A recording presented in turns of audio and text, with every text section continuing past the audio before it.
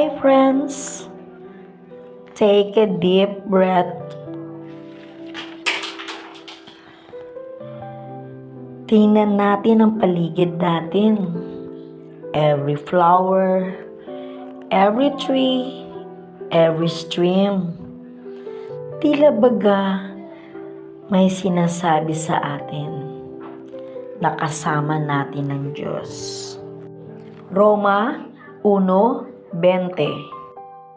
Sapagkat ang mga bagay niyang hindi nakikita, buhat pa ng lalangin ng sanlibutan, ay nakikitang maluwanag, sapagkat tanto sa pamamagitan ng mga bagay na ginawa niya. Maging ang walang hanggang niyang kapangyarihan at pagka-Diyos, upang sila'y walang madahilan. Tingnan mo yung mga ilog, dumadaloy, gently, nagbibigay life sa paligid. Ganyan din ang love ng Diyos sa atin. Palaging nagre-refresh kahit pagod na tayo o nanghihina. Yung mga puno, nakatayo ng matibay, rooted, resilient, katulad natin. Dapat tayo'y nakaugat sa Diyos. Lumalaki at nagbubunga sa bawat season ng buhay.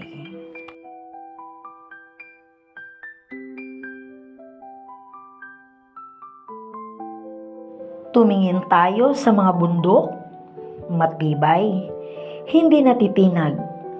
Reminder ito na ang pag-ibig ng Diyos sa atin hindi nagbabago kahit anong mangyari.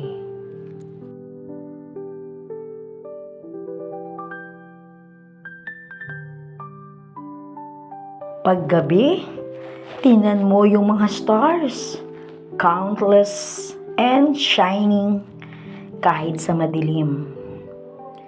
Shine pa rin ang light ng Diyos sa buhay natin.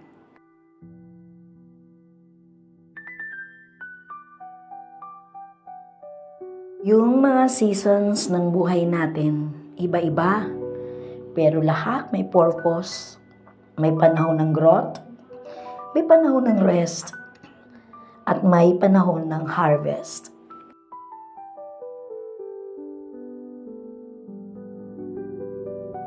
So, take a moment.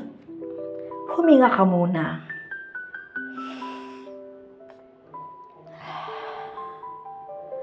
At makinig. Ang boses ng Diyos nandyan sa bawat dahon na sumasayaw sa hangin, sa bawat ilog na dumadaloy, sa bawat bituin sa langit. You are known. Yes, we are known. You are loved. Yes, we are loved. And you are never alone. Yes, hindi tayo nag-iisa. Lagi nating kasama ang Diyos.